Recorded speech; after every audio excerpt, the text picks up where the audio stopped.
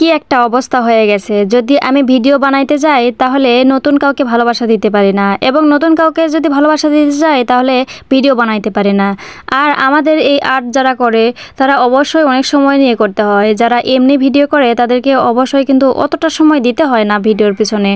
আর আমাদেরকে এখানে যতটা ভিডিওর সময় দিতে হয়, আর এডিটিংয়ের ব্যাপারটা তো সবারই একই, সবারই এডিটিং করতে একটু সময় লাগে। তবে আর্টের ক্ষেত্রে এরকম অনেক ধৈর্য সহকারে একটা ফুল বা গ্রামের দৃশ্য অথবা ক্যালিগ্রাফি অনেক কষ্ট করে ভিডিও করতে হয়। আর এমনি যদি যারা কথা দিয়ে বা ভালো কথা দিয়ে মানে যে কোনো সুন্দর জায়গায় যে ভিডিও করতেছেন তাদের হয়তো সুন্দর জায়গা দেখলেই এরকম ভিডিও চলে আসে।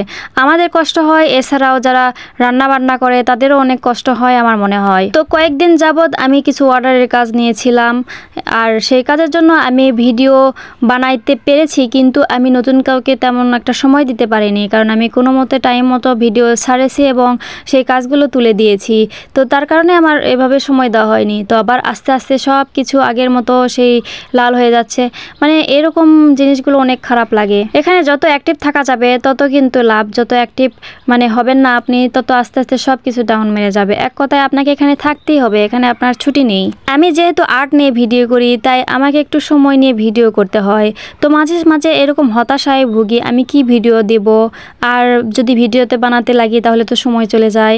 তো তারপরেও এত কষ্ট করে যদি ভিডিও বানায়া আপনাদের ভালোবাসা না পাই, মানে ভিডিও না দেখে চলে যান অথবা ভিডিও দেখে কোনো কমেন্ট করলেন না, তাহলে অনেক খারাপ লাগে। কিন্তু আমার কিছু মেম্বার্স আছে যারা অনেক অ্যাক্টিভ, এবং তারা আমার ভিডিও ছাড়ার সাথে সাথেই কিন্তু আমার ভিডিও দেখে এবং সুন্দর করে কমেন্ট করে আমার উৎসাহ জাগায়। তো যাই হোক, আজকে আপনারা কমেন্ট করে যাবেন, আমরা একটু গেম খেলি, আমরা একটু পরিচিত হই, আপনার ভিডিও দেখবেন, আপনারা সুন্দর করে গঠনমূলক কমেন্ট করবেন এবং আমি আপনার ভিডিও দেখব।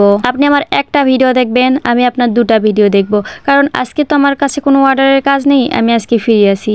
তাই দেরি করবেন না, অবশ্যই আমার সুন্দর করে ফুল ভিডিওটা দেখবেন এবং আমাকে সুন্দর করে জানিয়ে যাবেন যে আপনি ফুল ভিডিওটা দেখেছেন, এবং সেটা দেখে বা সেই কমেন্ট পড়ে কিন্তু আমি আপনার বাড়িতে যেয়ে শুধু একটা না আপনার কয়েকটা ভিডিও দেখব যে কতটা আমার ভালো লাগে। এবং আপনার ভিডিও যদি সুন্দর হয় অবশ্যই একটা ফলো আমি নিজের থেকেই দিয়ে আসবো। তাই ভিডিও স্কিপ করবেন না, একটা কমেন্ট হলেও রেখে যাবেন, আপনার বাড়িতে যাওয়ার জন্য আমাকে সুযোগ করে দিবেন। আর আমি সব সময় আর্ট নিয়ে, হাতের কাজ নিয়ে, বিভিন্ন ধরনের হাতের কাজ যেমন ঘর সাজানোর আইডিয়া, এছাড়াও পোশাক আশাক, থ্রি পিস, শাড়ি, এরকম জিনিসগুলো নিয়েই ভিডিও করে থাকি।